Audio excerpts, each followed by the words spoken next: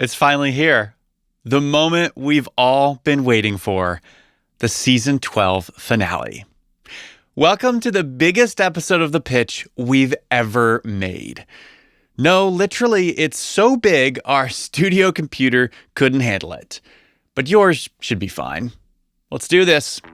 From healthcare to AI, space Velcro to chips, debt collection to parties, fintech to beer to rural robots, we covered it all on season 12. And you're about to hear what happened after the pitch for all 14 companies. But first, check out this party trick. Time to settle in with your Christie's chips and listen to this vital audio while we remynt and recraft the narrative on how to make future money. At the end of this episode, we want to hear your feedback. Intelligence. Oh my gosh! Is that a gecko? 12 of 14 pitches got a deal in the room this season. These founders have accomplished a ton, but their journey since the show has been anything but easy. This is going to be a multi-billion-dollar company, so I'm not worried about valuation. Follow up with people up to the point of almost annoyance. Someone asked me once, do you have televisions in Kenya? Yes, we do. What? Did you go to school with lions? And I was like, it's a normal country. Not to sound cocky or arrogant, but like, why do I want him? This is a killer opportunity. Do I want an investor who's going to ghost to be in? I get on the call and I'm like, you want me to pitch with slides or without slides? He was like, without slides. And then I shared my screen and started pitching with slides. What? And it was just like downhill from there. Do you find that angel investors are more helpful than VCs? Can I say that? Are you recording this? Yes. Yes. The culmination of 14 pitches, 6 months, and over $3.8 million invested by VCs and listeners. This is the season 12 finale. After this.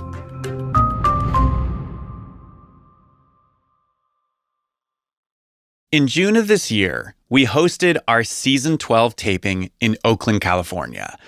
At that 3-day event, we recorded all 14 pitches you heard this season, and 12 of them got deals.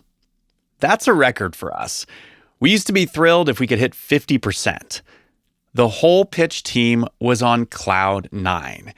We knew this season was something very special.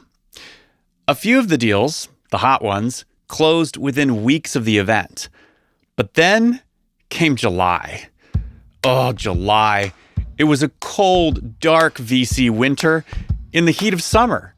Every deal still in progress ground to a halt. It's like every American VC suddenly decided they were European and they were going to take 2 months to bask in the Tuscan sun. By the time September rolled around, only a few deals had made it through diligence. The rest were frozen in time. And I was sweating. We've got listeners, we've got LPs. Everyone wants to know what happens after the show. But nothing was happening, despite the fact that I thought these were some of the best deals we'd ever featured on the show.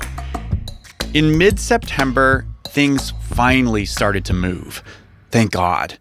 And we started to check in with founders, beginning with everyone's favorite biomimicry expert, Capella Kirst, with Gecko Materials. Fun fact, or rather not so fun, Capella gave her pitch with food poisoning. She barely held it together. Bet you couldn't tell that from her pitch, though. Traditionally, to attach two objects, you need tape, glue, or suction. This isn't a tape, this isn't a glue, this isn't a suction. We're currently on the International Space Station. Honda, Ford, Toyota, GE, Intel, Hyundai are just to name a few of some of our customers here on Earth. So this is like the things you see in all the info commercials that are supposed to hold your picture frame up and never actually work. Except this one actually works. This one works. The application I'm thinking of this is for magicians. Oh. This valuation is really high. There's no valuation set. At this valuation for a SpaceX, would you get in? Yes? Yeah. Absolutely you would. So back in June, you left the pitch room without any specific commitments per se, but Cyan did buy $1,000 of gecko materials in cash. Yeah, well, she's a badass, so I guess that's when you know you've made it. You don't need to carry a credit card. You sold a little bit of product at the pitch event, but you still had a round to fill. Yes. What happened after the show? Did you connect with anyone at Long Journey Ventures? Like what? Tell me about that process. Yes. So I think the call was recorded with Lee on Long Journey, and that was a great conversation. My sense is this is a little bit out of our wheelhouse to lead at this type of price. Well, we don't have a price yet, so. $1 million round implies a certain price. What do you think that the pricing will come out at? Take a guess. I want this to be market fair and to benefit both the VC and gecko materials. And this is going to be a multi-billion-dollar company, so I'm not worried about valuation. So just submit a term sheet and we can talk, and I'm sure we'll find mutually agreeable ground. Did Cyan end up leading around? So Cyan, unfortunately, did not end up leading the round. Where they're at with their fund is just a little bit different than the stage that we're at, which is unfortunate. Couldn't make an exception this time. And great folks, love Long Journey. But we have a lead investor now who is closing the round. No way! Yeah, so it's being closed. We're super excited. Who is this mysterious lead investor? Kitty Hawk. Will from Kitty Hawk is our lead investor. Like Kitty Hawk where the first flight was taken? That's where they're named after. They spun out of Singularity University at NASA Ames Research Center. So it was an introduction. And then we had a Zoom call. And I was like, oh, I'm visiting customers in Santa Barbara. I know you live in LA. Do you want to come up for dinner and hang out with us and get your hands on gecko materials? I said it in a serious manner, but I also was like, that's a bit of a drive. But he was like, yeah. And I was like, okay, we're doing this. So I brought my head of engineering to the dinner, had some demos at the table, had to borrow a bottle of wine, of course, do a little wine trick on the pinky. And then after we walked out of that meeting, there was little geckos that were on the sidewalk. It was really cute. So I was like, okay, that was a sign. Yeah. And we've gone through due diligence and everything, background, both ways, obviously. Yeah. And then he offered us a term sheet. And then we are sorting out all the follow-on folks because we have a significant amount of follow-on folks. Okay. Tell me, what did the price get set at? Because that was the whole issue in the pitch room. They were like, we love this, but you're a little bit out of our scope, Capella. This isn't the type of deal we normally do. But we love it. And they all talk in that voice, apparently. Yeah, that's how they talk. What did the price land at? So it is a priced seed round. I know people are like, seed? Like ABC? And I was like, no, seed. I know. I was like, $8 million for a C? Excuse me? Sorry, I'm just dragging this out to give you more suspense, and the listeners just keep on listening. What is that dang price? Come back after this commercial. The price of Capella's round coming up after this. So a pre-money evaluation of $26 million for an $8 million round is what we landed at. Okay. I know you had multiple term sheets from VCs. How did you choose Kitty Hawk? I chose Kitty Hawk and Will based on their previous interactions with their CEOs and the companies that they're around. So not just the good times, but also the hard times. But with Will, just seeing how the other CEOs talked about him and how the firm had supported through all the good and the bad and the ugly and stuff. So, and just I don't know, they equate it to dating or marriage, but it's kind of that feeling of the unspeakable, just a good heart, good connection, genuine, and seems like a good fit and a good vibe going forward. Did you diligence us? Of course. Ooh, tell us how. I want to know. Oh my gosh. I'm part of a group called Stardex, which are a group of people that have affiliations with Stanford. And I feel like somebody had somebody that they connected me with, or there was someone directly on your show. So that person obviously sung your praises. Yeah, you guys are in the round. So you made the cut. Like, I made the cut, you made the cut. We passed the test.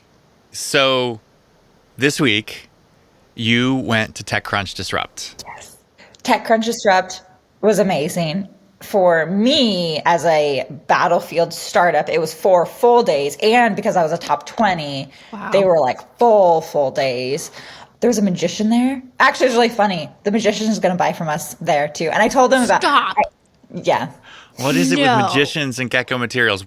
What is the trick that they're all trying to do that this unlocks? They haven't done it yet, but they're like, this can do something. And I was like, okay, go for it. Like, I'm excited that you're excited. He was a trippy magician. Oh my gosh. He like put somebody else's, my friend's ID in my hand and made it dance. And I was like, it's in my hand. I could feel it. And it was very weird. And then I was like, oh, this is how people must feel when they play with gecko materials. So yeah. Cyan called it. Yes, she did. We are also really excited. This is our first deep tech investment we've ever made. You didn't get any investment from the VCs on our show, but the amount of excitement that we had from our audience and listeners and LPs in our fund about what you're doing was only confirmation that this was a really good deal for us. We're stoked to be involved. Yeah. And I cannot wait to see where you take this thing. Well said. It's a huge honor. I'm so excited. Also, I have to say my kids loved your episode. And like the other night, my daughter was like, Mom, come here. And I'm like, what? She's like, there's a gecko on the window. Look at its feet. And she's like looking like through the other side of the window, like at the actual like gecko feet, you know? And I'm like, oh, look, it's on his tail too. And like, it was really fun. That's so cute. That warms my heart. Cause like, yeah, it's all about the impact for future generations, like getting kids excited. Like a friend said, they're like, yeah, I watched you and like, you're doing the thing. And like, not to say that I can do the thing too, but like, it kind of made me think like, I can do the thing too. And I was like, no, you can do that. Like, we are all people at the end of the day. We're all like, men and women just on earth doing our best. And then if you take that leap of faith to change the world, like do it. We're just trying to make it through. And if we can help each other, like that was like gold to me to hear that. See, this is why you're in the round. Oh my gosh. We'll have to thank our daughter later. I know. You helped us get allocation in this round. Many of you got some allocation too. After the show aired, we ended up hosting a syndicate for our LPs, aka listening partners, wink wink. And you all invested an additional $600,000 in the company. And we invested another $300,000 out of the pitch fund. Capella then won second place at TechCrunch Battlefield. People love their gecko materials, as it turns out. You know what else they love? FutureMoney!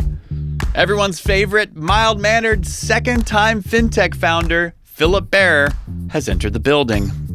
We're here to help everyone create generational wealth, and FutureMoney is an investment platform that allows them to do so.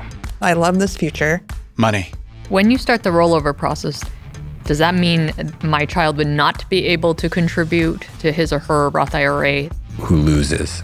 You know, if you're successful, who loses? What have you not figured out about this business? I think it's a slightly crowded, but given your background, that's a bet I'm willing to take, so I'm in for $150K. You know what I said earlier about how everything ground to a halt this summer? Well, Phil was one of the few exceptions. During your pitch, Elizabeth committed $150,000 from Hustle Fund. Then Jesse and Cyan were both interested in writing checks out of their funds, but they normally lead rounds, investing $1 million or more. But you only had $250,000 left in your round. So I'm real curious what happened after the show. Let's start with Elizabeth. We went straight into diligence with Elizabeth. She asked some very sophisticated questions that we hadn't heard from other investors, which we absolutely loved. If my kid already has a 529 elsewhere, would they not be eligible to open either your 529 or the junior Roth IRA with you? Why is it you have to have the account open for 15 years? So this is a long journey with your user. And then what happened? She invested $150,000 almost immediately, which was awesome. Classic Elizabeth. We were watching this happen and thinking, let's do a little math here. 150,000. Phil has 250,000 available. We better invest right away or we're going to miss out on this one. We were still on our summer vacation in Colorado when we ended up wiring that investment. So the pitch fund got to invest 100,000. Thank you for having us. Yes. And then what happened with Jesse? After that, we went to due diligence with Jesse. I think summer schedules were a little bit slower than we both anticipated, but we had a great diligence section. Jesse went through the onboarding experience, became a FutureMoney user, absolutely fell in love with our product. It is super impressive, the onboarding flow, that with only your phone number, it filled out the entire form with my current address and social security number. So your onboarding flow is better than any other fintech product I've ever signed up for. So Jesse came in for $50,000. Oh, that's awesome. Then what happened with Cyan? Cyan and I have not had the chance to reconnect. So we are still playing email tag back and forth, and we hope to reconnect soon. What? It's like 4 months later. We've been busy and she's been busy, so we're excited to continue the conversation when we have the opportunity. You're too kind. I mean, you should tell her the round's closed, right? I mean, you oversubscribed it. We oversubscribed and we started the next round. Oh, you're already raising the next round? Already raising the next round. What does that mean exactly? Yeah, so the one thing that's really accelerated everything was the demand from the Pitch podcast. I've been able to connect with some of the listeners, and particularly one set of founders and operators have participated, and they just wrote $1 million check yesterday. Are these the LPs I introduced you to? Yes. Yay! That's amazing. I heard Peter and John on our scouting team also invested. Peter and John absolutely invested. They gave me a call. I thought they were talking about the show and they wanted to participate. And I could not be happier to have Peter and John participate as well. And the other disciples? Did you get Matthew and Mark? Sorry, it's so hard not to make that joke. How much did you raise in total from listeners? We raised an additional $1,020,000. Okay. So when Cyan resurfaces, you're just going to pitch her the next round, right? That's where we are. The company's advanced significantly since the last stage. The risk profile has changed since the last valuation as well. I mean, we're closing out the product. We were very early stage in metrics, and we're happy to have her participate. Well, that's a nice segue then. What's been happening in the business? What can you share? Yeah, absolutely. We've seen fantastic month-over-month growth on all of our users. We have launched our new desktop version of our product. So now we have a mobile app as well as a web platform. In the last few months since we filmed the Pitch podcast, our users are already on track to invest over $350 million for their kids. Whoa. Wow. And excitingly, we just finished our first B2B API. So we can now not only have consumers go and use the FutureMoney product, but we signed our first B2B partnership that allows partners to open up and offer the junior Auth IRA directly into their platform. We made a lot of progress in the last few months. Jeez. That's okay. What's your secret? How are you launching so much so quickly? We move fast. Did you steal the code from your first company? Not at all. Never would we would. But really, how are you moving so quickly? You've got like $1.5 million in the bank and you probably spent half of that already. Like that's not that much money to build a fintech product. So leveraging 10 years of experience in the space and building half a dozen regulated products in the past, we know what to build and what not to build. We've failed before, and this time we're able to move a lot faster. One of the things that the investors on our show talked about was how much they liked you because you were a second-time founder. They talked about how like you have a chip on your shoulder because you felt like you had to exit your first company too early. How does it feel to hear investors say that about you? Does that feel like a compliment? Like, It's definitely a compliment, and they're not wrong. I mean, at the end of the day, we're all here trying to fulfill a certain purpose. And for me, it's building financially inclusive products. I didn't necessarily get to realize the impact I wanted to have the first time around. And I can't wait to continue building products that are going to change the lives of millions or tens of millions of people down the road. It's funny to hear you say that, because the way Jesse described it, he's like, you want founders who were like successful the first time, but not like too successful. Because if they're so successful, the work ethic isn't quite there. Well, he didn't say that, but I'm reading in between the lines. Even if we were too successful, I think that my work ethic would still be there. The idea that you can continue to have an impact is just absolutely huge. And I don't know what I'd do if I wasn't doing what I do now. I'd either be investing in startups that I believe in that have an impact, or I'd be building companies that have an impact, or I'd be running foundations that have an impact. And at the end of the day, it comes down to how do you want to spend your time? And I think I've found my calling. Some people's calling is building financially inclusive products. Crazy specific, I know. And some people don't find their calling until a vegan friend says, I really miss my sour cream and onion chips. Enter the Christie with Christie's Chips. Does anyone actually know her last name? Is it Chips? I've created Christie's, the very first potato chip brand that crafts nostalgic flavors using only plant-based ingredients. That is a quality chip. In 10 years, I want to create a company that takes over that portion of the snack aisle. So the healthy, clean version of Lay's. Yeah. I guess when I think of potato chips, I think, oh, well, they have potatoes in them, so they're already plants. So I'm from Indiana originally, right? And my dad is like a meat and potatoes guy, and he wouldn't touch a vegan product with a 10-foot pole. It's easily a $1 billion business. Easily. I would be in for a 10K personal check. You pitch on the show, you get a personal commitment from Elizabeth Yin for $10,000. And then Ben Taft also commits to invest personally. And he wants to do a syndicate to invite all his buddies to invest too. After the pitch show, you first get on that call with Elizabeth.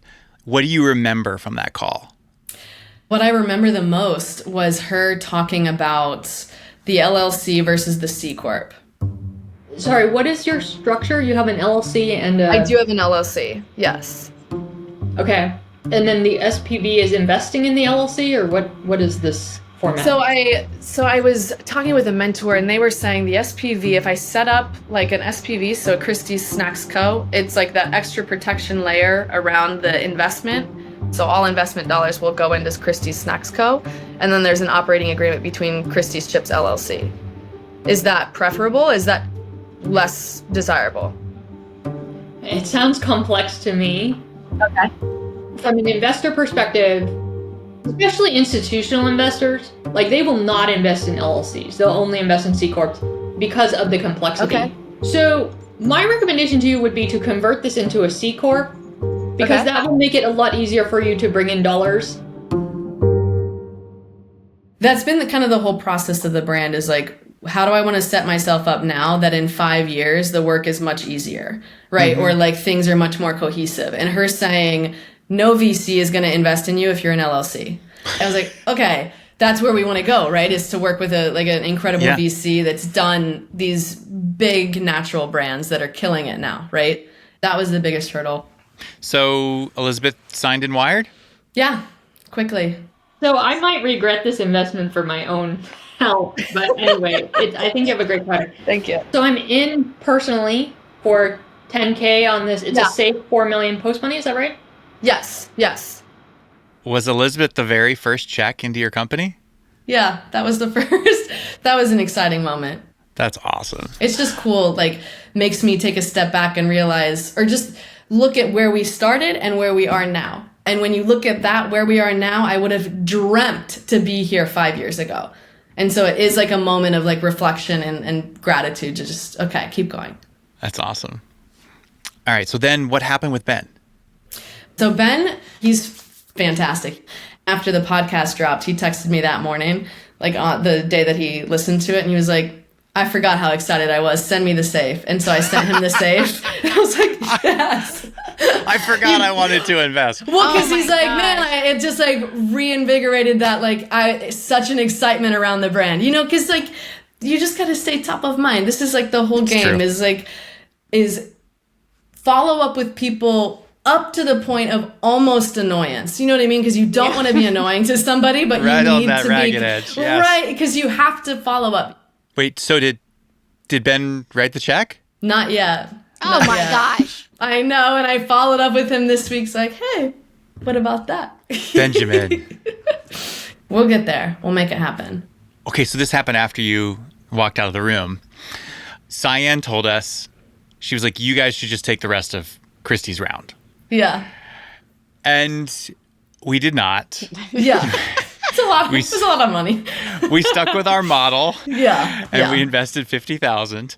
Yeah. I am curious though, like, how has the rest of your round gone? Like, have you been able to close the 400K? Not yet. But if my meeting goes well on Monday, I think I will close the rest of the round. I have a couple other personal investments from people within the pitch show. You guys are incredible. Like who? John and Peter. They both invested? Yeah. The scouting team writing personal checks. Yeah. Let's go.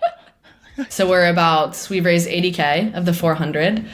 And so we will see how that goes. We're going to close it. You know, I've seen, we've had a lot of founders on the show over the years. Yeah. And we've heard, so many different reactions to the fundraising process. Yeah. It's very surprising to me the way you talk about it. You seem very,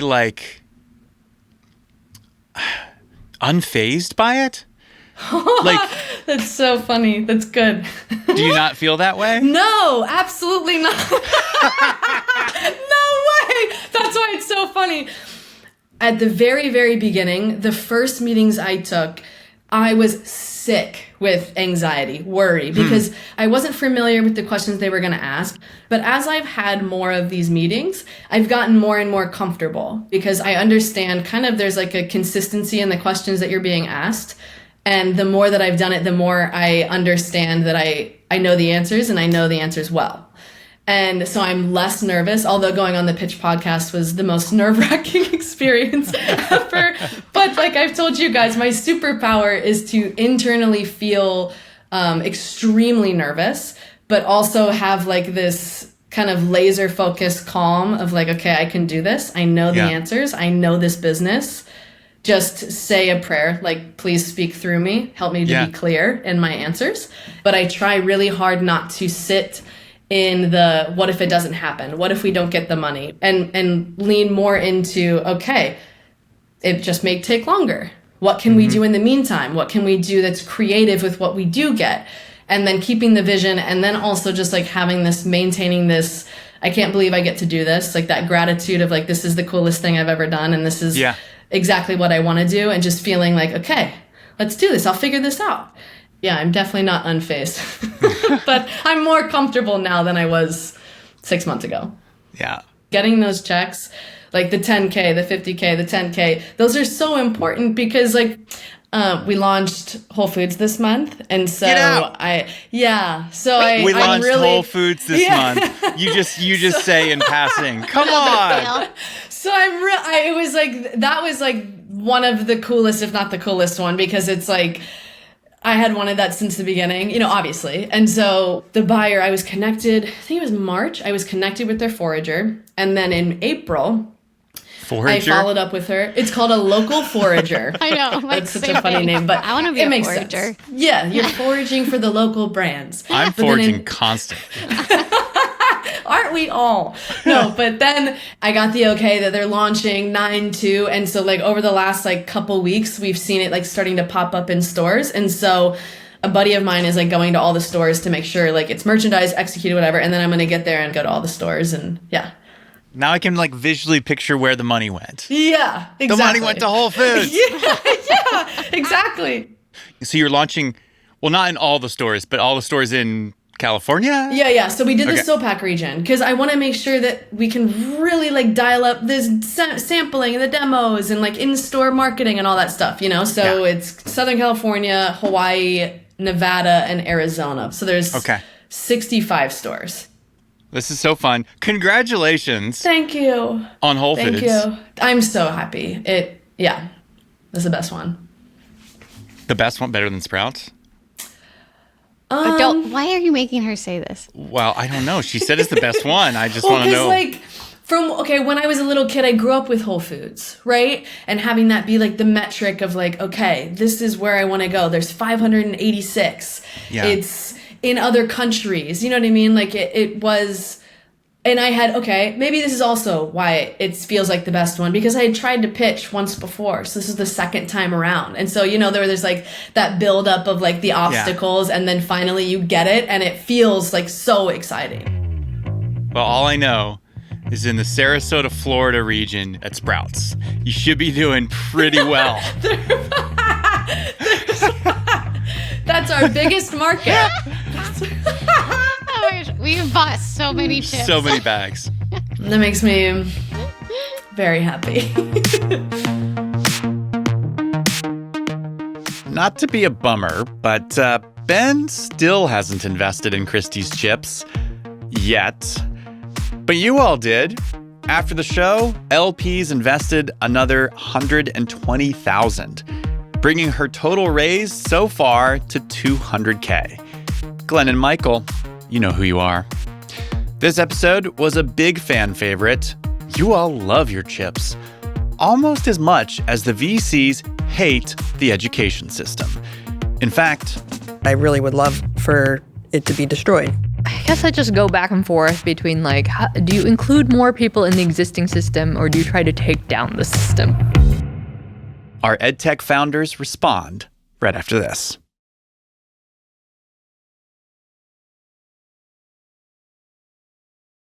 Welcome back. This next segment I like to call Hulk Smash. Enter former college admissions advisor turned startup founder Julia Dixon from ESAI. She's using AI to help students get into their college of choice. We are the AI platform that is democratizing college admissions. So you're doing it in a way that is simpler, easier to do, bite-sized. Currently, you say you have 2% of your users transitioning to paid. That's not enough. I'd say it's a starting place. I think I want to invest $25K. On the show, Jesse committed $50K and Charles $25K out of their funds. Mm-hmm. What happened after the show? I was able to get in touch with Jesse pretty quickly, and we found out right after filming that he actually works just a few blocks from my apartment. So he said, why don't you come out in person to the Flybridge office, and we'll do our diligence there, and we'll kind of make the final calls together in person. So that was great. It's a cool office vibe. His wife was working in the room next door, and I feel like we're very aligned in the vision, and we just kind of immediately got into like a brainstorming session more than a due diligence session. And that's always a good sign when you're vibing on ideas versus nitpicking on doubts and stuff. That meeting was really easy and good. And he confirmed again, just verbally, but that he was in and that the 50K was a go. And I felt really good. After that, it got a little less easy though. What happened after? Nothing happened, and I guess that's the big thing. Nothing happened for a while. It just took a while, and it does with these kind of things, but I got a little nervous. The summer fundraising apocalypse. Mm-hmm. Josh. What? It looks like you have cold foam on your nose. That's embarrassing. Can we please have a bloopers reel with that? No, I think you have to include it in the episode. Otherwise, people are going to be like, what the hell is on Josh's nose? Oh my gosh. Embarrassing. Love it. Yeah. No, literally. I mean, since COVID, this has been the slowest summer in venture I've seen. Really? That's kind of validating. We eventually got back in touch and finally got papers signed, and it actually happened. We got there. That's all that matters. That's awesome. Yeah. All right. So then what happened with Charles? With Charles, we got in touch pretty quickly as well and embarked on this very long diligence process. He has a really cool process of getting letters of recommendation from people and And then we did some formal background checks. And right around the same week that I signed officially with Jesse, I signed with Charles and Precursor. And that's a done deal as well. Signed and wired. Mm-hmm. Well, congratulations. I mean, those are two solid VCs in your round. Yeah, definitely. I mean, I don't want to speak for you, but in my opinion, they're pretty great. I think they're fantastic. They both have excellent reputations. I feel like for pre-seed, it's not super common to get some of those VCs in your round. It's a lot of times really small funds or just angels. So I'm really grateful. And you guys made that possible. So thank you. You're welcome. I'm so excited for you. I think around the same time, the pitch fund also invested $50,000. Yay! So exciting. So happy to have you guys on board. And it was around the same time. It felt like I knew things were heading in that direction with Jesse and Charles, but it all kind of closed right around the same day. And then you guys closed right around the same day. And I was like, wow, what a Friday. You were raising $1 million and you had 300,000 committed as of the recording. Did you end up closing out the round? Yep. So we have closed the round. We've raised just over $1 million and we've had to start turning people away at the end. It's like once you get that momentum, you're grinding so hard and then everybody wants in at once. It's just how it goes, I guess. Any updates on the business? Are you able to say anything about the numbers you're seeing? I can say that we've now reached over 200,000 students that have accounts on our platform. We just started our real big monetization push with the launch of the Common app, which was the very beginning of August. And we're beating our revenue goals. So it's been really good. The traffic is there. The excitement is there. I mean, trying to remember on the show, you had, I think, 100,000 users. Yeah, so that all of our first 100,000 were from last college app season when it was just me and an MVP. And this year we're already at that 100,000 number. So we're definitely going to be last year. We already are. And it's been cool to see it grow. Very cool. You know, the VCs on our show have been torn on a couple pitches this season. And it all centralizes around this theme of like, do you play within the current system and all of its flaws and just try to make it a little bit better? Or do you just Hulk smash the entire system and start over? I'm curious, like, do you think you can fix things from the inside of this system? It's both. Like, we can't just ignore the existing system as it is. It's not going away overnight. So we do need to find ways to incrementally make it better. But things are going to change if higher ed becomes irrelevant. I don't think that's happening anytime soon, but I think I'm already thinking that way. Like, I really want to help Gen Z and young students and professionals understand themselves and their stories better. And that's great for higher ed, but it's also great for other things. We're just helping people build the soft skills they need to get jobs, to get into programs, to build connections. From where I'm coming from, at least, is college the future? I don't know. But either way, we're going to help you figure out how to reach your goals and tell better stories to get there. And so that makes me feel like we're doing something that helps no matter what the answer is. Our more award-winning game development team builds realistic learning video games focused on history with 20-minute episodes that immerse you in historical worlds and expose you to varied perspectives. That's Chad Wilson with immersionED, the other EdTech founder this season. We asked him the same question. Do you play within the current system and make it better? Or you just like Hulk smash the entire thing and start over? So it's an interesting question, right?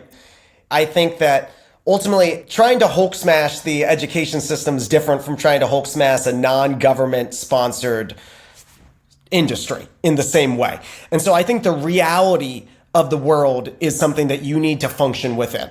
And so when I hear people saying, oh, well, let's just get rid of the whole system, I'm like, first of all, do you know the turmoil you would cause in the interim period and the amount of damage you would cause there? I think I'm very wary of that. I think that what you do see, though, is that there are systems within education that foster more innovation, and those lead to change. And so say immersionED ends up being a gigantic smash hit in charter schools and private schools and homeschooling. That will make its way to districts down the line as a result, but it wouldn't necessarily, there's a chance that that's where it thrives initially more so. So since the show, like, you just launched episode 1 with Gilder Lerman. Yeah, that's right. They sent out an email to 35,000 schools. Yeah. Do you remember the day that email went out? It was actually really fun. Stressful, but fun. I was on a call with my sales team when the email went live, and we knew it was live. You knew. Like, our system was blowing up. Our marketing guy was like, we have thousands of people on our website right now. I hadn't set up notifications properly to make it so they wouldn't like just ping me for everything. And so my phone just like, I felt like a celebrity. I just had like hundreds of teacher signups just happening. Like every moment there was a new ping. And I was just like, this is super exciting. And now, guys, we've got a lot of work. So how many schools have signed up so far? A little over 4,000. And schools are still continuing to sign up every day. And so we'll see where we end up. It's an exciting process. As someone who was homeschooled for grade school, oh man, I would have loved to play a video game. Right? If only. I would have loved that. Chad told us that to date, students at 450 different schools have played the free version of Witness the Revolution, which we hope becomes a revolution that we get to witness. Now, one system that we definitely do not want to destroy is the party system. Not the two-party system, like party parties. We love parties.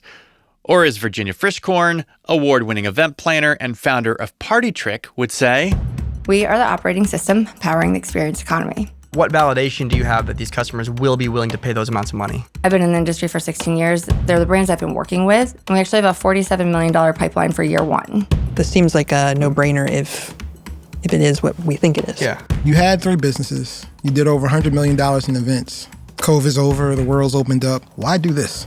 I would love to take the rest of the round. So during your pitch, Cyan committed to invest personally or a larger check out of her fund. And then Ben committed $250K. What happened after the show? So I was able to connect with Cyan personally after some back and forth because summer travel, as everyone knows, is a thing. Brutal. And we had a really great quick chat. Thank you for walking me through that demo. It's very clear about your expertise and your past experience as an event coordinator and what you've done. Just lends itself so nicely to this product. And it's so helpful and useful. And as a small scale event planner, I can already see great value in what you're building. Thank you. At the time of the pitch, I know there was some of your round left, but it's been some time that's passed by. So I was wondering if you could walk me through how your financing is going and what's left. We're raising up to 1.3. We can go up to 1.5. So if Josh and Lisa take 100, I would say 400 or so is kind of available. Okay. Well, my personal check size, it varies time to time based on what's going on in the world and kind of how deployed I am personally. Completely. But I would like if you would have me to put in $50K personally.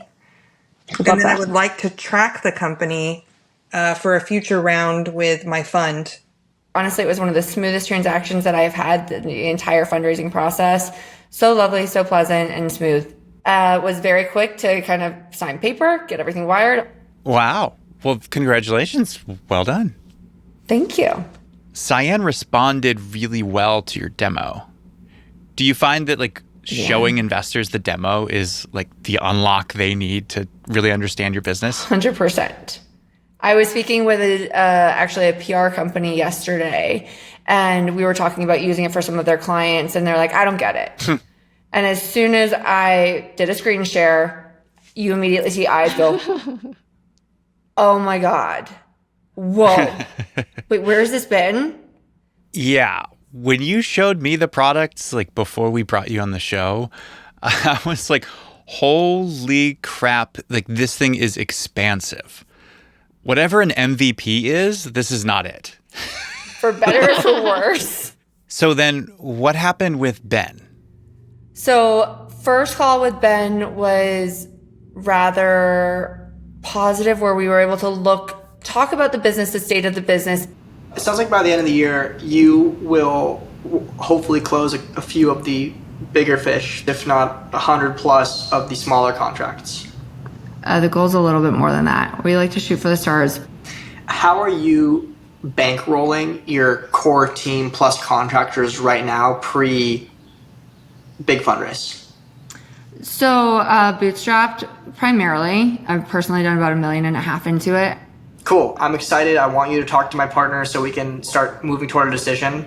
I think that there's a very fine line here between, are you an event planning services company that companies are paying as a service and there just happens to be a software layer? And on the other side of the line is like, this is a full-blown software platform that enables events and it's pretty self-service. I want it to be on the right side of that line, and I think it is. So yeah, why don't we get a follow-up call with my partner on the calendar? I remember leaving that call with him being excited. We immediately set up a call with his partner. The call with his partner, I thought it clicked for him. Then they went really quiet. I mean, I couldn't get a response. I probably sent 8+ emails. Oh, wow. I keep nudging and nudging. I'm like, hey, if it's a no, if it's not a fit, that's fine. Like, I don't want to keep bothering you and adding to your inbox. Yeah. So we do finally have the opportunity to text back and forth immediately. Then that led to a quick phone call, actually yesterday. And the TLDR is he really likes what we are building, but my partner really likes a traditional, like what we are looking for is a CEO who's doing sales and setting vision, a technical leader, and it is only software driven and very small initial team. And it is a pure, like there really isn't much of a human component in terms of like the final product and the delivery. That is really the niche that they're looking for. And then it's really like go out and just test the software, but don't touch it as a human. Okay. And that's just not how we're building it. We're building it a different way.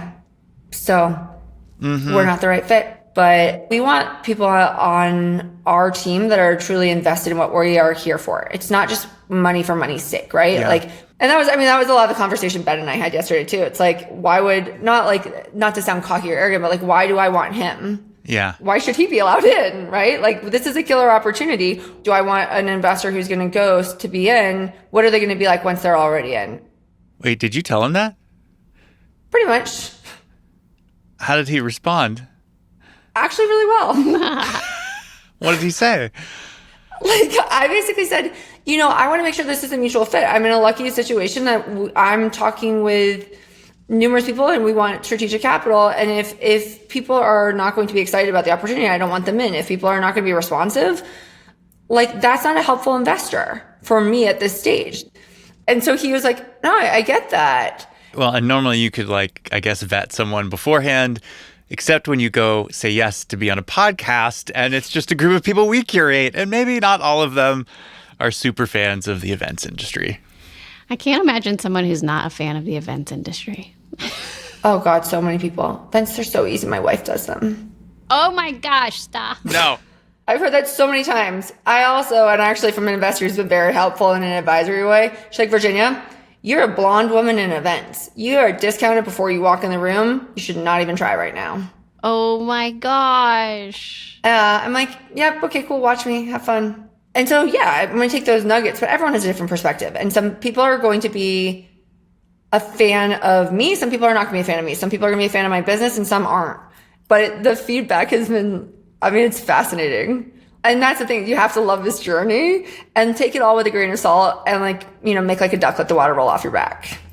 Is this what you expected in dealing with tech investors? Oh God, no. I used to be able to go to dad of a client, get $3 million off the bat and get him to hand it over, to go and get 50 grand or 100 grand from this, where I'm like, look, I can I'm like, you literally are, it's insane. And you're like, wait, why are people saying no? People have always said yes on this. Yeah. Can I just, make it into a game? How can we change it? Yeah.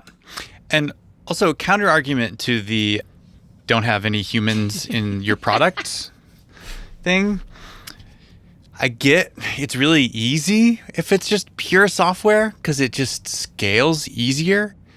But also having humans in the process can also become a moat if you know how to scale the human piece of it. And having spent a bit of time in your data room and like seeing the team that you've assembled and how you're actually running things behind the scenes, I have a sneaking suspicion that the way you're going to be able to scale this business with the human part is not going to be so bad. It actually might be the thing that makes you succeed. I hope so. Thank you. Also, Salesforce, huge services component. Yep. It's not all software. I know. On that note, we're obviously huge fans of you, Virginia. So if you will have us, we would love to invest $100K into Partytrick. Amazing. I would love it. Yay. Yeah. Thank you, guys. Yay. Let's go. Love it, love it. Thank you, Lisa. Thank you, Josh. I think this is going to be a fabulous partnership. I'm really excited. I'm too. I think the way that you are like combining the event side and this like software side is amazing. And I see it. I just get it. And so I'm really excited to be partnering with you and investing in you. And I would bet on you every day of the week for sure. Thank you, because it's so validating and it means a ton. After the pitch, Virginia gave another pitch, this time at the Startup Colorado pitch competition. And she won a $140,000 investment. You know who else is on the pitch competition circuit? I love competing. It's like my sweet spot. When someone says free money, I'm like, I'm right there. There he is. Everyone's favorite non-traditional first responder turned biomedical engineer, Kinometrix Calvin with Vital Audio. We've developed the technology that takes in human voice and reports heart rate. Hold the tone off until you hear the next beep. A small practice can process anywhere from 3,000 to 10,000 phone calls monthly. And you'll get $5 every phone call? Yeah. Well, if you could carve out $50K for the pitch fund, that'd be great. So, Kinometrix Calvin, you came on the pitch, got commitments of $50,000 from Cyan, $50,000 from Jesse, and $25K from Charles. Yes. I want to know what happened after the show. Let's start with Jesse. Yeah, so love Jesse. We had like our due diligence call. I want to go through and write the first 50K check that we're doing. But my hope would be that over the next few months, we spend some time and make some intros. I support you in whatever way you want from me, and potentially we get to a place where we say we'd like to lean in and lead something in the near future. After our due diligence call, in about a week or so, we were able to actually close. Close and wire? Yeah, close and wire completely. That's great. That's awesome. Tell me about Cyan. We had the due diligence call. Could you remind me what my commitments were on the show? The commitment was $50K and then the opportunity for a check from the fund too. Okay. Well, this is all I really needed. I'm going to stick with my commitment. I'm very, very excited about what you're doing, and I think it's incredibly important. And I'll check in with my team on the rest. So Cyan was actually probably like the fastest we had. In about a week, actually, we were able to get it wired. Okay. Wow. So $100,000 just like that. Yes. You make it sound so simple. So what ended up happening with Charles Hudson? He wasn't able to get himself to a yes at the moment. What was his reasoning? So it's around potential conflict of interest and some concerns of like, how big can we get as a standalone company?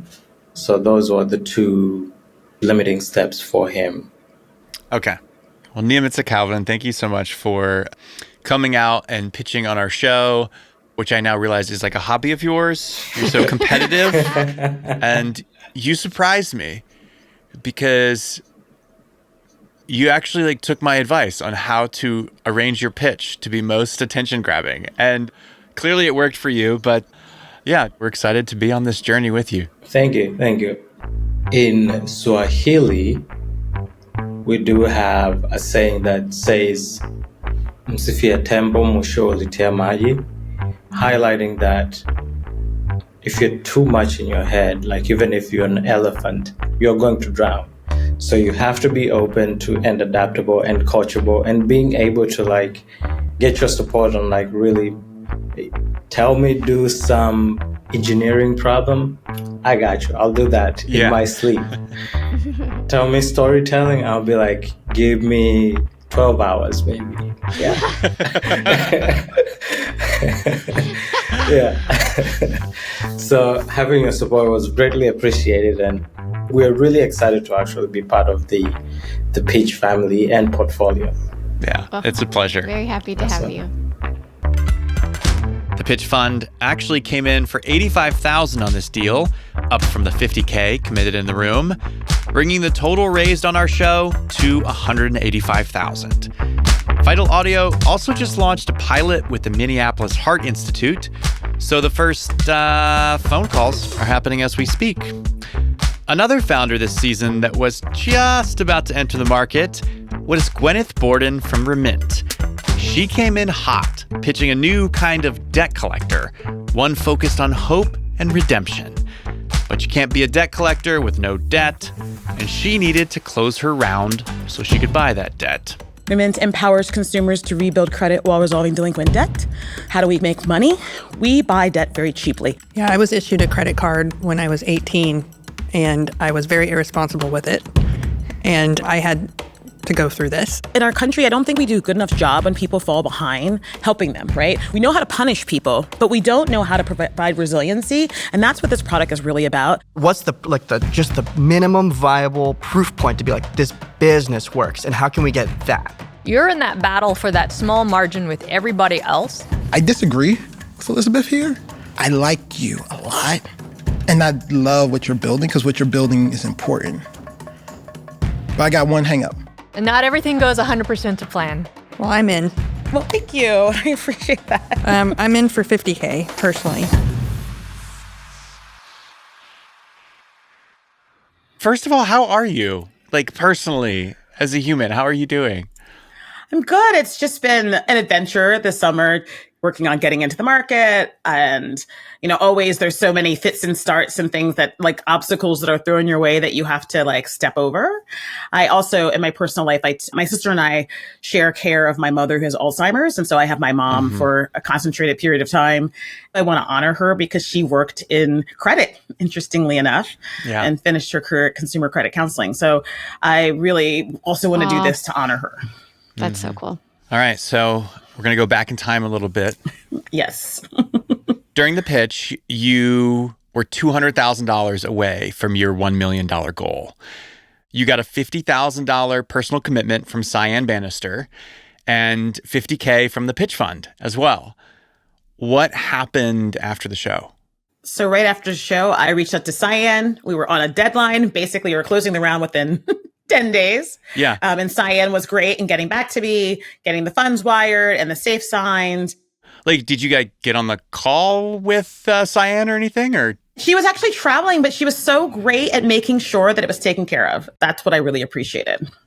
That's awesome. After the show, I also got another $100,000, and that allowed me to close out my round. So I am so thrilled with Cyan's support and your support. It made the difference. It allowed me to close that gap because basically for us, the thing was we had outstanding commitments, but they needed us to hit that $1 million mark for those to come in. And so those have now come in. And so it's a game changer because now we've been able to like put all the things in place and are launching any day now. It's just, we've of course had our little hiccups, like our payment processor dropping us because it turns out debt collection is treated like cannabis and gambling and those kinds of controversial industries. And so there are a lot of payment processors that won't work with us. So my next company might be creating a payment processor for debt collection. Oh my gosh. That's your pivot. So, obviously we're investors through the pitch fund and very excited about what you're building. And I'm curious, so you said you're launching any day now. Like, does that mean you're about to start buying debt? Yes, we actually are about to buy our first $1.2 million of debt at the big whopping price of 2 cents on the dollar. So get out. So 1 million, 2 cents. What is that? $2,000? No, it's more 20,000. Like 22,000. Yeah.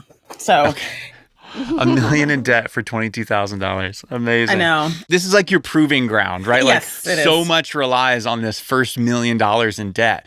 So like you had to pick well. Yes. Without giving away the secret sauce, like what kind of debt did you buy? Personal loan debt. The average debt balance is about $2,000 on these loans. Okay. And a lot of people took out these loans with the purpose of building credit. So it's really interesting because we're going to be able to offer a value proposition in that way that helps them kind of come back from the mistake that they made. So it's like the ultimate proof. These are people that are trying to rebuild their credit. They've shown intent, but failed. And you're going to come in and say, we actually care. We can help you build credit. Trust us. Exactly. And more importantly, just give them the grace that they need, right? The timeline and that they need to be able to do it. Because it's the biggest challenge people often say is that I'm calling you and today I need you to give me this amount of money. And by giving people grace, hey, you can start with $10. Why wouldn't you do that? Some of the investors loved Gwyneth's fire, and some of them wanted her to be more open to the idea that things might not go according to plan. I don't know. She's a first-time founder. She'll figure it out. That's the bet we made. In the latest update from Gwyneth, she bought the $1.2 million in debt, and people have officially started paying it back without any of those pesky phone calls. Gwyneth's round is done and dusted. But for others on this season, it was a negotiation that never ends. You'll remember Chinar Movsisian as the founder of Feedback Intelligence with 4 degrees. She's building AI to make AI stop hallucinating. We help AI teams to turn automatically the end user's feedback, both implicit and explicit, into actionable insights. It's called Feedback Intelligence. Can you talk to me a little bit about your business model? On average, we charge them $90K annual contract. Did you raise any money for the company you were doing before? Yeah, $1 million. And so this new company, is this a completely new company or is this a pivot from the... Pivot, but still we are using that money for this. I would like to invest, but not at the valuation you're looking for. We can negotiate. I'm sure. On the show, Elizabeth committed $150,000 at a 10 mil cap, or should I say offered. And then Cyan and Jesse were both interested in potentially leading or co-leading your round. What happened after the show? And let's start with that call with Elizabeth. Yeah. She asked a couple of questions about like the product, design partners, other like prospects that we have. How do you think about getting more folks in pipeline, and is that something that you're actively doing? I do agree that intuitively the market needs a solution, but I've also seen a lot of people just sign up for things on a wait list and then never convert as well. You essentially need to kind of be in survival mode to get you into when the market really takes off. You mentioned about like potential investment and your term. I would like to know like, what is that process like with that term? I feel like you don't need a lead, or what you expect from us. Yeah, I don't need a lead. Happy to do it on a safe. I would want an MFN in case the pricing goes down further. I see. Basically, I kind of put the ball in your court. Like, think about it. If you want to move forward, let me know. I think we will get back to like Friday or early next week. Thank you so much. Sure. Yeah, no rush. Okay, thank you so much. So, did you take Elizabeth's money at those terms? Yes. Yeah. Yes. Yes. It sounded like on the call, you weren't sure if you wanted to raise at that valuation. But you ended up saying yes. Why? The reasoning when we decided to take her terms was like, we know we need money.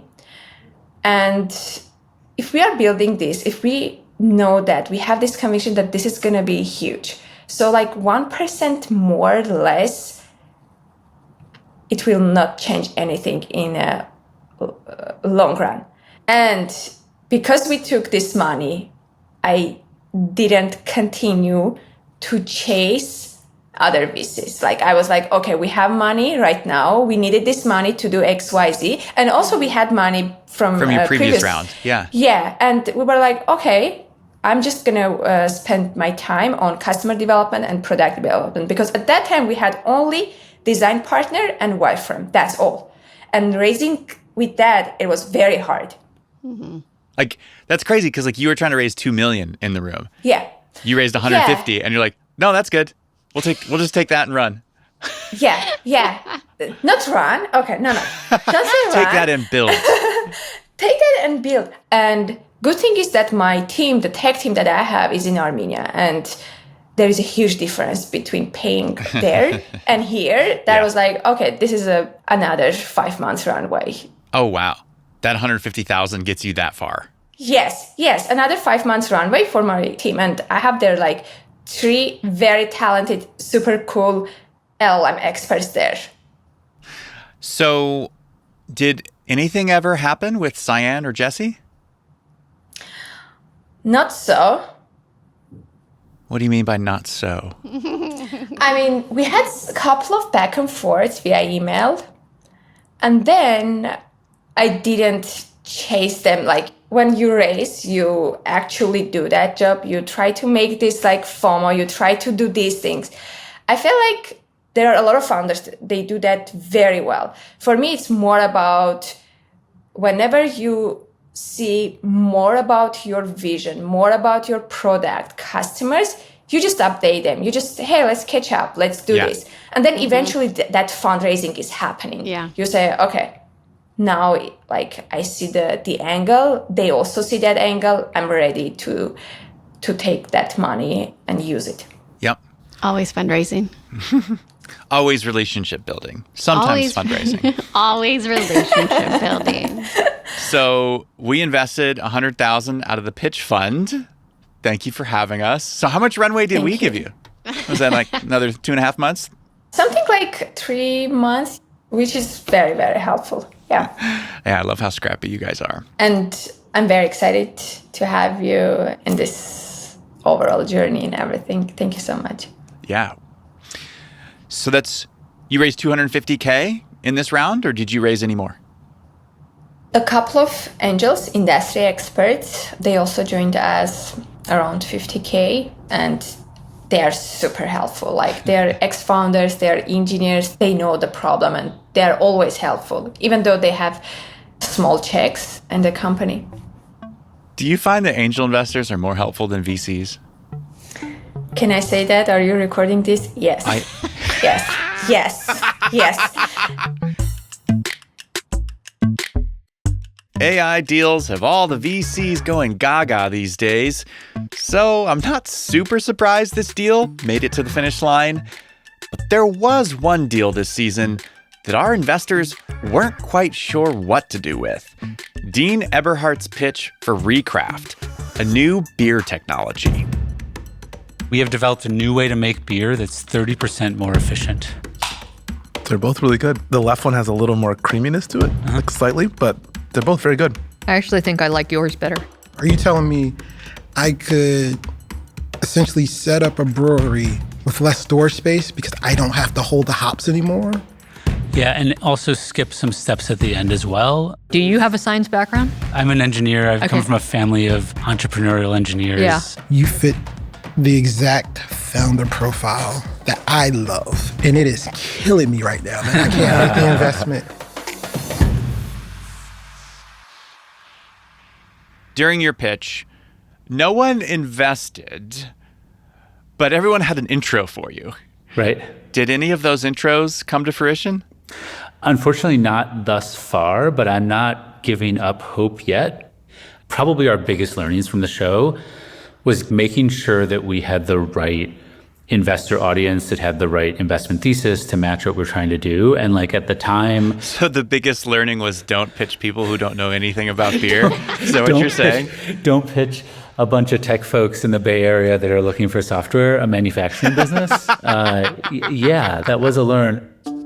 After the ice-cold reaction from VCs, Dean decided instead to go back to his existing investors and raise a small internal round.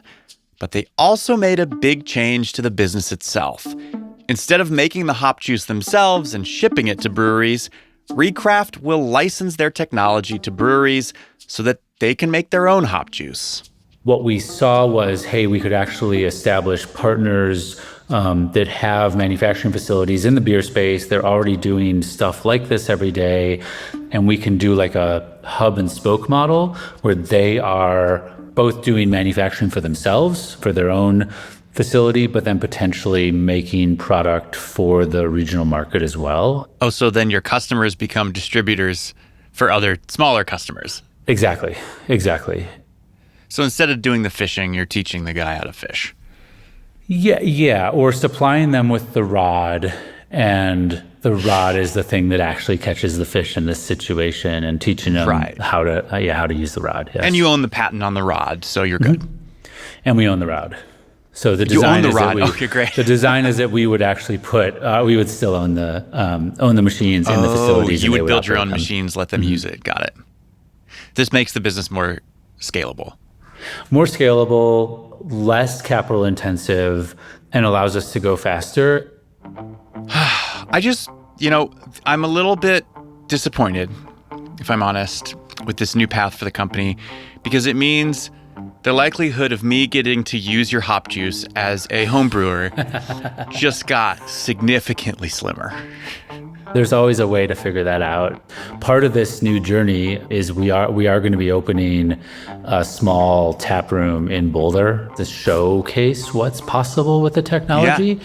And so I'm sure we could have some conversations about shipping some kegs your way of concentrate or some things you can play around with as well. So. My garage is going to be full of car stuff and beer stuff. But you'll have such a happy husband, Lisa. Yes. And co-founder. And general partner. Apparently, that's a deal only a VC who homebrews could get excited about. But there was another pitch that Lisa could get excited about too. Bridgefy, a technology that helps people stay in touch when the internet goes down. It might be because we're Floridians. We've experienced this problem firsthand. In fact, this call with Jorge Rios was recorded from our home studio because Hurricane Milton hit Sarasota just 2 days prior. We build technology that makes any mobile app work without the internet. Imagine that there's a hurricane, now you're getting all this information from the Red Cross. We're receiving images from Jorge on multiple devices that are all airplane mode, only Bluetooth, and they're coming in like real time, as fast as text would come in. Exactly right. Yeah. We're going to start with 3 countries, and we're moving on to 5 countries in 2 months. And by the end of the year, we're going to launch it globally. And are you agnostic to regions? Yes. Is there any place you wouldn't sell into, or are you just into free speech? Yeah, are you just into free speech? I am into free speech. What are you thinking? I'm thinking I don't understand why you guys aren't investing.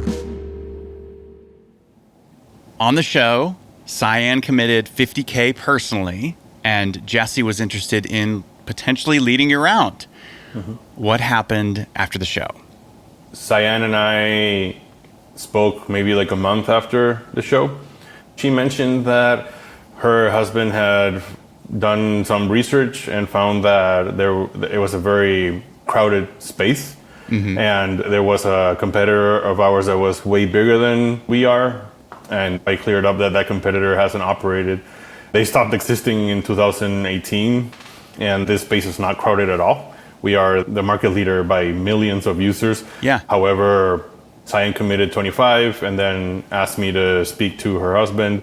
Well, let me also see if my husband will get on the phone with you. It seems like all of his information's out of date. I'm just worried that your fund might have made a decision also based on information that is a little bit... That's another thing is maybe, once you get Scott, if you can convince him, you can convince the fund. We emailed 1 or 2 times, he and I, but he didn't want to hop on a call, and he said that they were going to invest $25,000, which we are very grateful for, by the way. I mean, yeah, $25K, that's meaningful. What ended up happening with Jesse? Jesse was apparently busy for a few months after the show. I think it was almost 3 months after the show that we were trying to email him.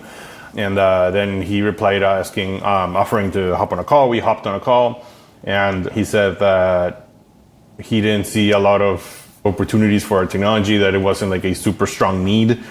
It was a nice to have, but not a must have. Ironically, he was having connection problems when we were on the call.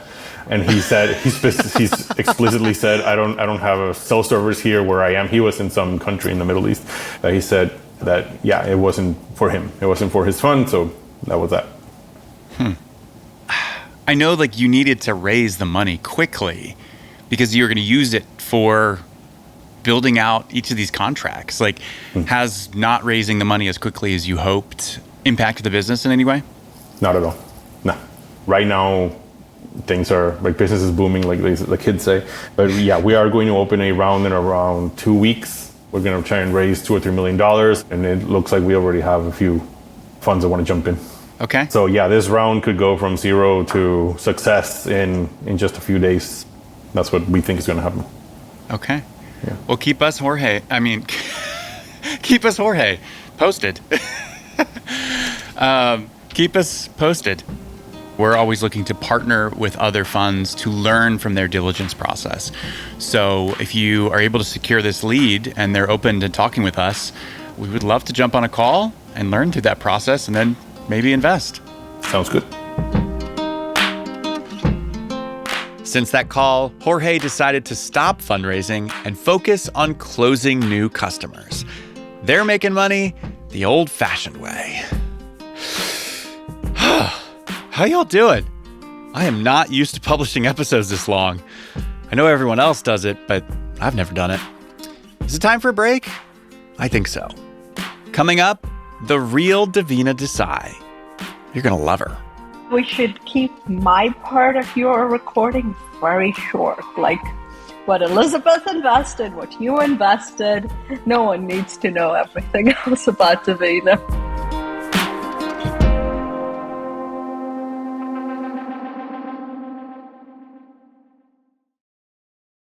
Welcome back. Davina Desai's company, Kinometrix, is solving a big problem: preventable harm events like hospital falls. But her pitch really ruffled some VC feathers. Not in the founder coming in too hot kind of way. Instead, the VCs thought her vision for the company wasn't hot enough. But after this episode aired, a lot of you reached out to say you disagreed with the VCs and that there's nothing wrong with a pragmatic founder. We began with trying to solve the problem of hospital falls from a risk assessment standpoint. Look, y'all, I know we just in here, it's only 11 minutes, but at this point in the proceedings, I want to tell you, this is dope. Who are you? What's your story? Where are you from? Like, what's age 0 to the point where you decided to start the company? I'm an immigrant founder. I moved here from Kenya. What's your ultimate ambition with the company? 5 years from now, I think we are probably going to be bought out. We're being realistic. We realize they're much larger players. Don't be realistic in front of investors. It doesn't help you. Is it okay if I can be an asshole for a moment? So on the pitch, Elizabeth Yin committed $50K from her fund, and Max said, "This is dope. I want to invest $50K out of his fund." What happened next? So we had the due diligence call with Elizabeth. She brought up that I'm not the original founder of Kinometrix. I noticed on your LinkedIn that you started out as an advisor to this company. What is sort of that history of this company? Was this started by somebody else? So the name, yes. The product, no. The company was originally a medical device company for physical therapists. I was with the health system validating the device. The device didn't quite work. So the company was at the point where it was going to pivot to what the health system wanted, what we wanted. And that's when I switched from my job at Innova and took over as CEO. And the former co-founders forfeited equity and everything because they were no longer working on the company. So I took over. I don't think we've ever had a founder on the show where their story was, I was a hired CEO to come in and build this company. The former CEO and I are very good friends because he knew the product was something that fell more under my realm than him. So he transitioned it graciously. And I mean, because I've looked at the cap table, like you own close to 50% of the company now. So you didn't just come in as a CEO to run the company. Like you are now the founder and, majority owner of the company. Yes, that was part of the condition that our current lead investor had, is the cap table needed to be clean and I needed to own the company. Okay, I'm going to get back to the Elizabeth Yin call.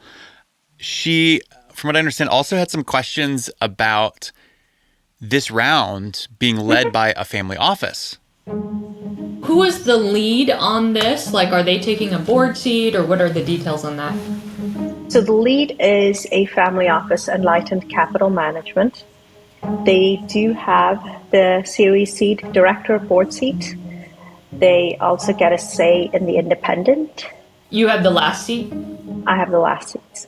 And have they invested in companies before? Yes. They've invested in over 250 companies. There are 35 active healthcare companies. It's a big portfolio. Great. Sometimes with family offices, they're making their first investment and they... Oh, God. This one's old. They've had several exits. Great.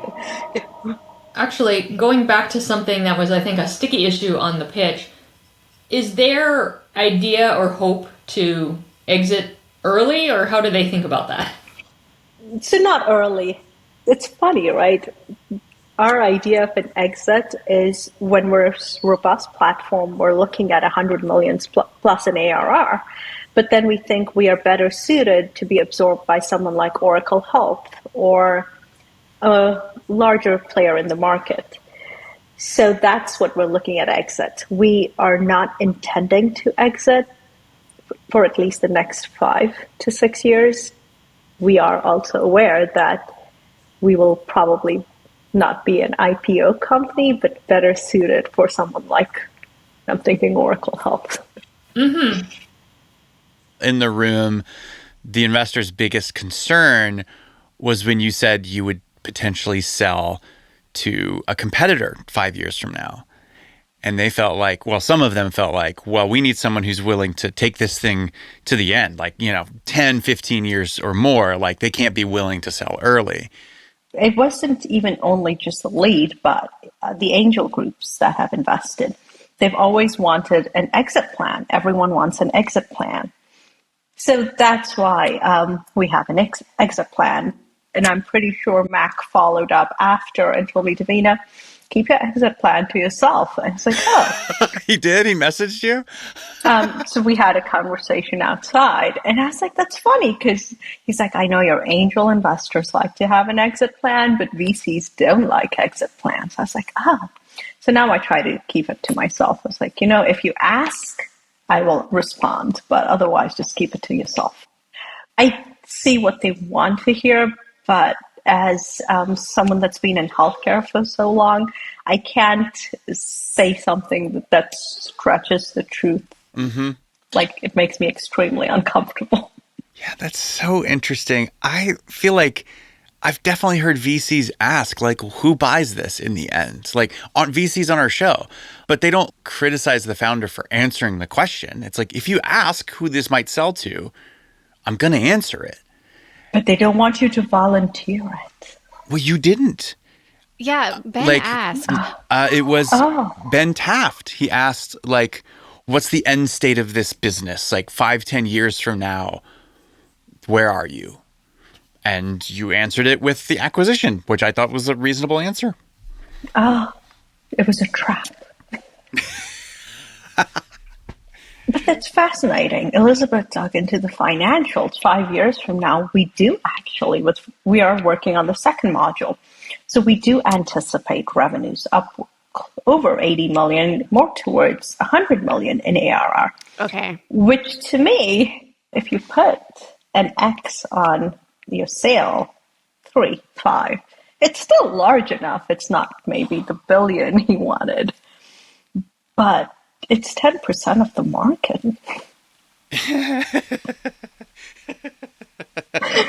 I say you've done pretty well. You've got 10% of the market. Oh my gosh. I think on the show I had committed 50. I'd be interested in committing 150. I think the only thing pending is I do want to read the docs to make sure that, okay, this is like signable. Yes, happy to. I'll share the docs right away. Thank you. So if you can do that today, I can get back to you tomorrow with those next steps around that. All right. Cool. So she signed and wired 150K? Yes, signed and wired. Like a week after the due diligence call. Gotta love Elizabeth. Sounds like Elizabeth Yin. You were quick after. Well, yeah, you only had 250,000 left, last I'd heard. Then Elizabeth takes 150 of that. I was like, well, shoot, I don't know what Mac's doing, but we want to get our allocation too. So I emailed you. And then we had investors we were talking to, and we had to extend it. So we decided to extend it to $2 million. Oh, wow. And once the show aired, there were other investors, your LPs, that were also interested. So we're talking to them now. That's what I like to hear. Yeah. Amazing. So you're going to raise $2 million in total instead of the $1.5 million you had planned originally. And where are you at as of today? As of today, we have 1.7 committed, and then there'll be another 300. We'll close. All right. Well, awesome. What happened with Mac? I'm not sure. I haven't heard back from Mac. I think he did mention that his fund is fundraising at the moment. So, okay. Yeah. So this is your first time as a startup founder, yes? Were you expecting all these VCs have like this deep interest in your backstory? Like, is this what you expected when you signed on as CEO? Not really. You think the CEO of a company, you come in, you run the company, you make it great. And then everyone's like, what's your founding story? And I was like, huh? So then I went back to the former CEO who was the original founder. And I was like, what is my founding story? Like, what is this? He's like, well, you have to talk about why do you care about Kinometrix? And I was like, okay, that I can, because I did, which is why I helped them at the pivot. But I am not the founder that someone looks for that's like, oh, I was struggling as a child or any of those. I don't have that background. So when Ben said going back to Kenya, I was like, if you're expecting me to say I walked with lions, my life was, I can't. The things I can't relate with. I've been asked, someone asked me once, did you go to school with lions? And I was like, it's a normal country. Like, do you have televisions in Kenya? Yes, we do. And just to clarify, Kenya is not next to Mexico. What? I was also asked if Kenya was next to Mexico. Stop Stop now. Oh, what school did you go to? I judged all those people. Just throwing that out there. I just can't. I'm judging them too. I can't right now. So I don't have that founder story. I'm not that struggling founder. It was serendipity. It landed at the right time with me. And it was something that excited me. I was like, yes, this is where I can make a difference. I love it. It is untraditional, but I love it. I think you do have a founding story, though. Yes. I mean, I connect with Kinometrix at a deeper level from just its product. And it was developed with all kinds of blood, sweat, and tears. I mean, more tears, less blood and sweat. No. I'm going to stop. You talk now. I'm done. I love it. I feel like we're getting to see the real Davina here, and that's what I love. I do work very hard at creating that Davina. I have also been told by my investors I come across as a child. What? So I have been asked to, I can't artificially make myself look older. I don't know how to. So they said, don't smile much. What? Do you actually take their advice?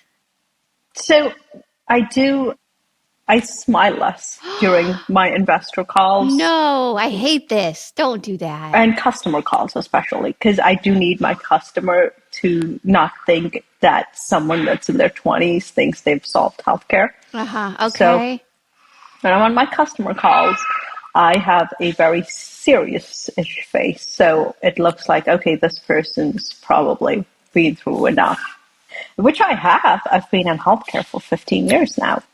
This is not where I expected this conversation to go. Which is why we should keep my part of your recording very short. Like what Elizabeth invested, what you invested.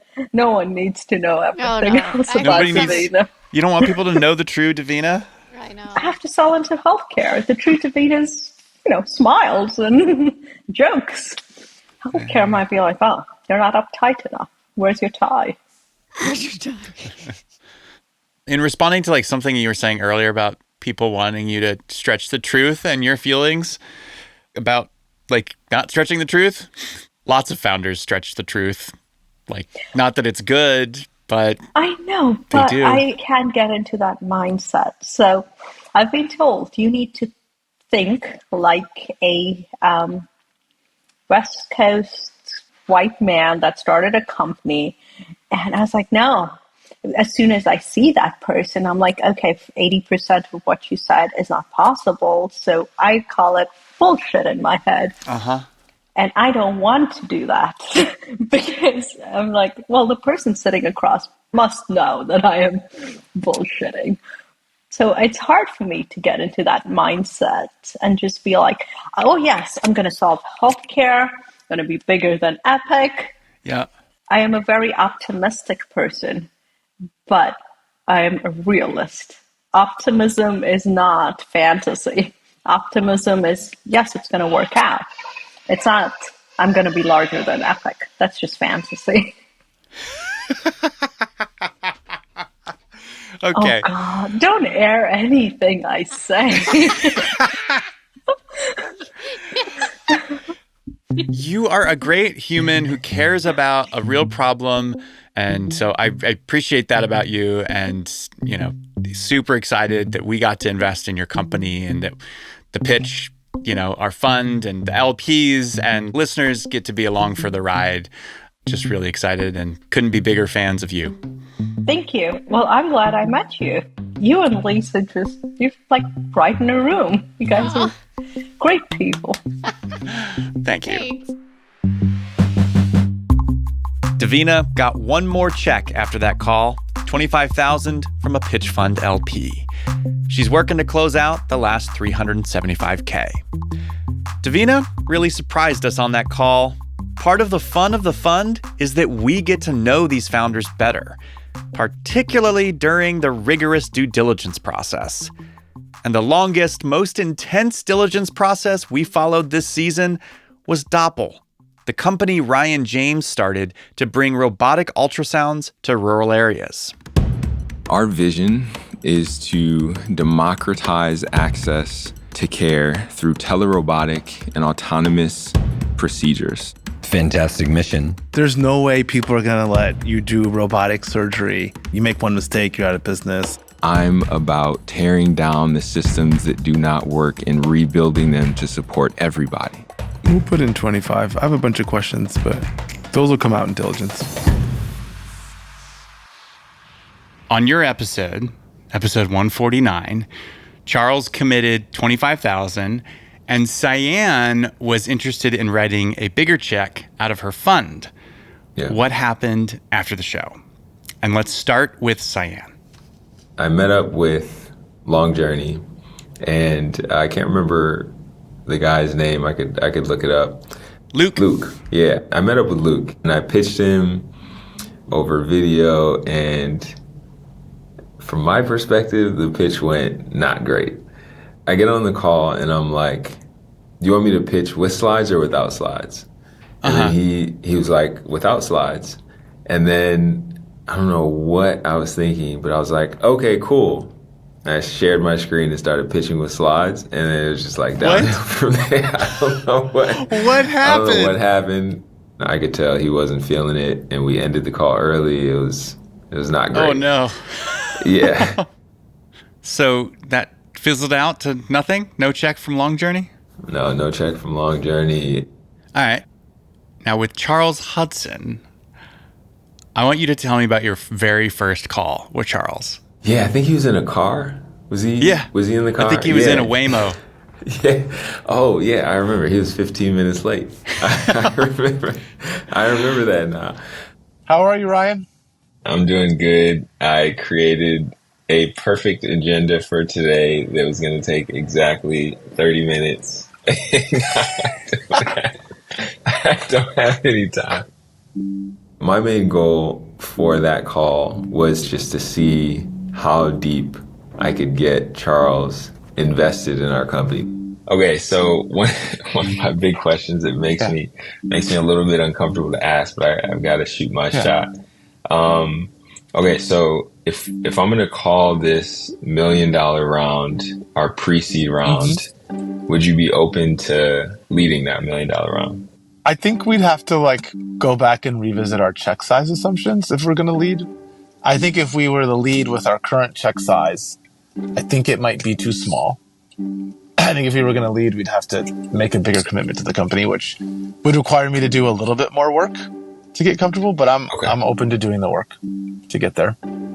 What would you need for me to, should we follow up after this? Or? Yeah, if you send me the data room, I'll look. And then, because when we lead, the three things I usually try to think about are what's a price that I think would pull in the other people who we need as investors? What amount should we commit to sort of help catalyze the round? And then what else can we do to help you find the capital you need? Those are always the three questions I ask myself when we're going to lead. And so I'd want to make sure I didn't do all of that work at the show because we were planning to write a smaller check. So I'm happy to do that. And it doesn't take that long. Awesome. Thank you. I appreciate it. You're here. Please make sure it's clear before exiting. Yeah, I think my experience. Hold on, I'm just getting out of this car. Let me let you go. Okay. I really appreciate your time today and being open to doing more of a deep dive and potentially leading our pre-seed. Awesome, man. We'll talk soon. So you guys then jumped on a second call.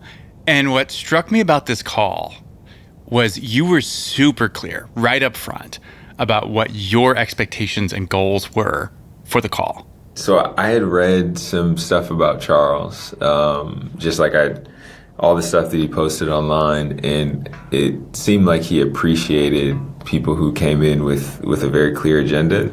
And so I just got straight to business. I've got a few different things that I want to walk you through, but before I sent him ahead. I don't know if you had a chance. I saw the deck you sent, and I saw the longer email. Okay, great. So before I just dive into it, I wanted to ask if there's anything in particular that you were concerned about or that you wanted me to highlight. I think for me, the big thing is just understanding the fundraising sequencing plan and how that maps to milestones. That for me is the big thing, because we've done a few things in hardware and in logistics, in sort of, I'd say, in the real world, and making sure that the financing plan lines up with the milestones to me, seems to be kind of the most important thing. The company just needs to stay alive while it's dealing with the FDA. And this is probably the TLDR. When you're in between milestones, pretty much the only people that will fund you are existing investors. Otherwise, most people will just say it's just too risky. I'm just going to wait until you clear that threshold. What's the number to get through 2025? It'll take about 3.3 or 3.5 million. I appreciate all the effort you put into this. So just, Ryan, I'm still interested in exploring being the lead. I'm not there yet, but I'm happy to continue this process. Because I was struggling with what do the $1 million doesn't get us all the way there. It gets us to a place, but does that place make it easier or harder to get what we need? So I think I have a better sense of how the rounds or days you chain together, and we can plan to maybe touch base next week. Awesome. You had pitched Charles prior to the show, a year or two earlier. Yeah, March 2023, I think. That's weird that you know the date. Not saying I looked it up recently. Do you remember the first time we met? Why, yes, I do. March 18th, 2023. It was raining outside on a Tuesday. Yeah. Have you been stalking Charles all this time? Did you use us just to get to Charles? Not saying I did. Not saying I didn't. No, I didn't. No comment. So ultimately, where did Charles land? Did he invest? He invested. He invested $100K. Amazing. Which is amazing. So the $100K almost is nice, of course, but it is secondary to really having a partner that can help us long term. I feel super blessed. He's also not the only one who wrote a $100K check to support us. What are you alluding to, Ryan? There are these other great investors that are actually the reason that I reconnected with Charles. You don't say. Also wrote a $100K check, yeah. Yeah, we're pretty stoked to be invested in you, Ryan, and obviously what you're building, we couldn't be more excited about it. After the show, you never know how founders are going to respond. Like, some of the deals you're most excited about end up falling flat for different reasons, but you just like nurtured that whole relationship, and I've been kind of in awe the whole time at just how you've run it. No, thank you. So while Ryan didn't get Charles as his lead investor, shooting his shot got him a bigger check. Tacoma Ventures ended up leading the round with a $400,000 investment, bringing his total raise to $740K. He's hoping to close out the first $1 million over the next few weeks. All of the companies on this season are solving real problems, big, meaningful problems. People always say they want to change the world, but these founders are really doing it, or at least that's the goal. But there was one pitch this season that was especially moving. The final pitch. And the finale to our finale, a napkin idea that swept the pitch room, from Kayla Epps of Oma Health. We support those nurse practitioners through an AI-enabled business-in-a-box model. We can build a healthcare system where we keep Black women alive. How much of the $1 million have you raised? 0. We've done a bunch of these businesses, and half of the challenge is identifying people who will succeed as entrepreneurs. There is a bit of a game to this, and I don't want you to forget that. I really like any business that's disrupting a broken system, and doctors and physicians are such a racket. So I have a lot of reservations, but I'm in. So I'm going to commit $50K. Kayla, how are you? I'm swell. Can't complain. How are you? I'm swell too. I haven't heard anyone use that word in a long time. Oh, it's my favorite. Oh, I'm swell. So, back in June, besides Elizabeth Yin, who is conflicted out, you swept the entire panel. Cyan committed $50K, Charles $25K, Jesse $50, and Mac $50. Which I have to say is pretty rare. Like, it's only happened a few times on the show. How did it feel walking out of that room? It felt amazing. I had no idea what to expect going in it. So I felt very proud of myself. I think that was the first time that I had actively pitched in front of VCs, and then highly regarded VCs at that. So I think it was great. Yeah. So tell me then, investor by investor, what happened after the show? Yeah, so I think it was a long process. Charles' process was so seamless, and we signed with Charles.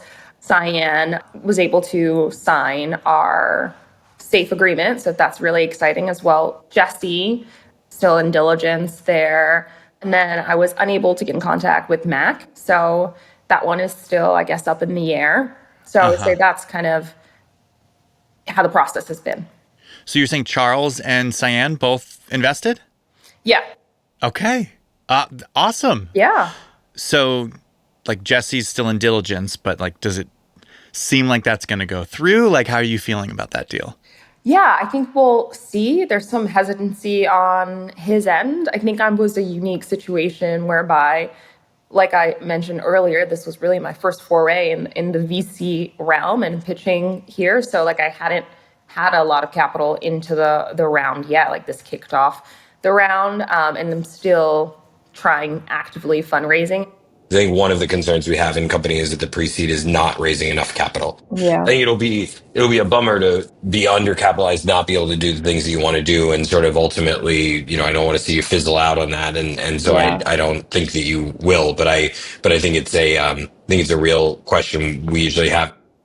And I think that there's risk in perhaps not meeting the goal that I had set out for this pre-seed round. So I think there's some hesitancy there. I'm a hopeless, optimist, so I hope it goes through, but I think we'll cross that bridge when we get there. So he just wants to see you make a bit more progress on the round before he invests. Yeah, to actually, I think, get a lead, because these aren't, lead checks by any means. So I think that's where the hesitancy comes from. And it comes from a good place, right? He ultimately wants me to be successful, and there's a certain dollar amount I need in order to do the things that I set out to do for this round. So I think it makes sense. Okay. Going back to Mac, you never heard from Mac at all? No. Just no response? No response. That's a bummer. Yeah. He seemed really passionate about your business in the room. He did. I was shocked by that, but, I followed up 3 times, and I'm, at this point in my life where I don't beg anyone for anything. Like, if you want to be in it, you're in it. And if you're not, you're not. Is this how you expected fundraising to go with VCs? Yeah. I mean, you hear horror stories, and I'll be candid. I mean, less than 1% of VC dollars go to Black founders.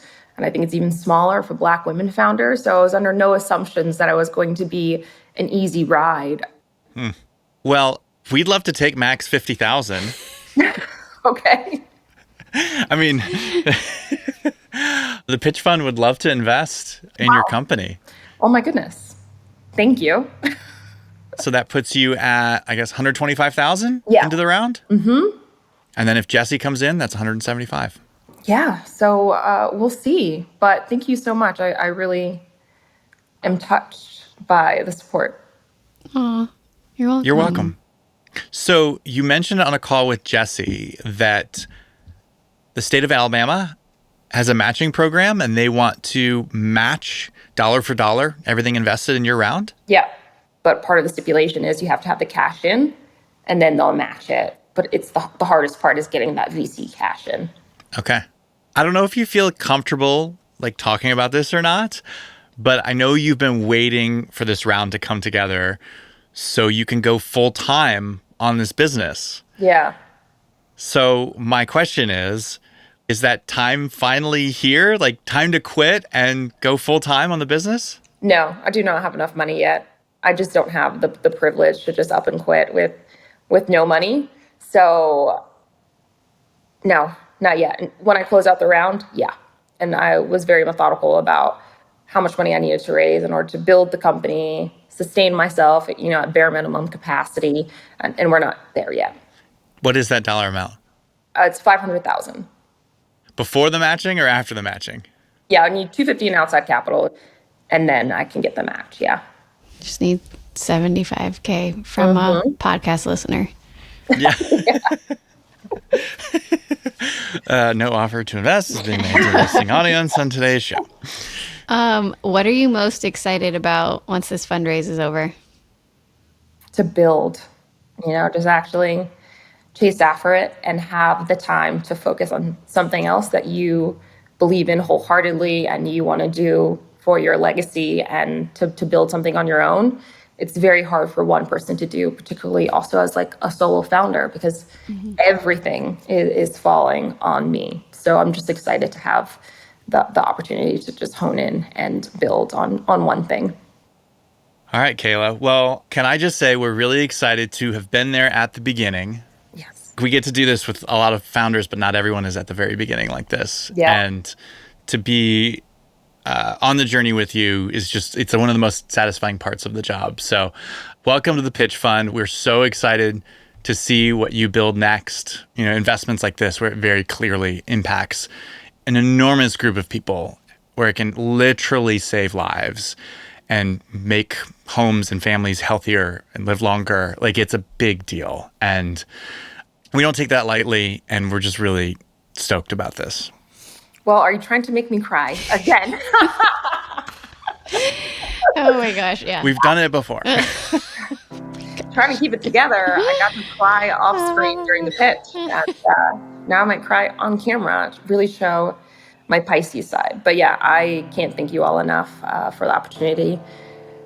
Yeah, I don't know if I would have been in the room with these folks any other way.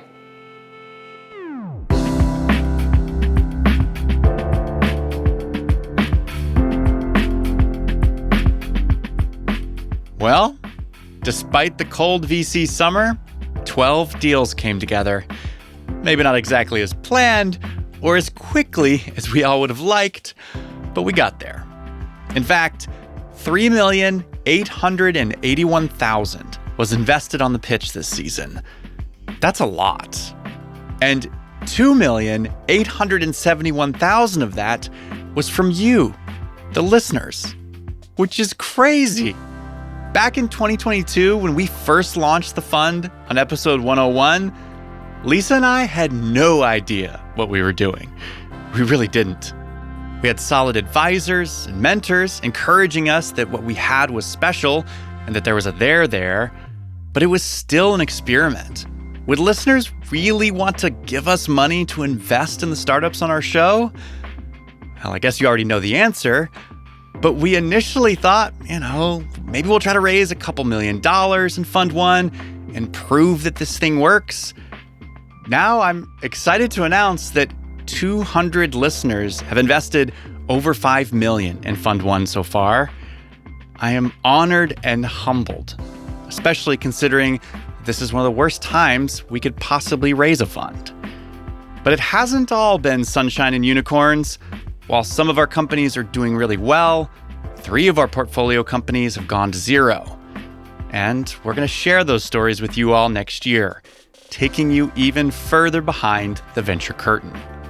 Thank you, Elizabeth Yin, Charles Hudson, Christie Pitts, and Jenny Fielding for your sage advice on how to run a fund. And I want to say a huge thank you to all our investors. I cannot wait to see where this thing goes next. And I'm stoked that I get to be on this journey with so many of you who've been listening to this show for years. Many of you since the early Gimlet days. Some of you even before that.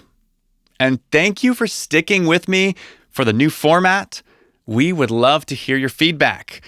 If you take a few minutes, fill out a quick survey, we'll send you a coupon code for 20% off our merch store. And 50% off a 1-year membership to the Pitch Uncut. Just go to pitch.show/finale. Thanks for listening. We'll see you in 2025. And before we go, remember, no offer to invest is being made to the listening audience on today's show.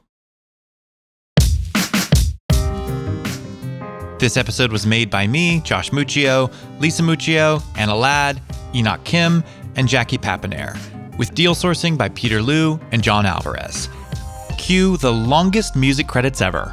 Music in this episode is by Fleece Panther, Our Many Stars, Strange Night, First Sticks, Breakmaster Cylinder, Anders, The Musemaker, Dame Asu, Greg Zhang, Ufla Jusa, Joya, Serene Sloth, Boxwood Orchestra, Kevin J. Simon, Astronaut Club, David Swenzith, Cold Storage Percussion Unit, Hidden State, Graham Barton, and Frankie Light. The Pitch is made in partnership with the Vox Media Podcast Network.